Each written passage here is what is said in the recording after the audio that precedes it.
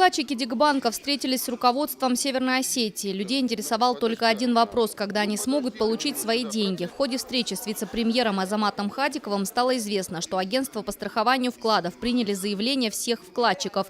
Их около 1800 человек. Это люди, чьи деньги не были официально зарегистрированы в банке. Здесь присутствующие сегодня являются вкладчиками Дигбанка, и встречи недовольны. Сейчас мы ничего дельного не услышали, ничего мы нового не услышали абсолютно.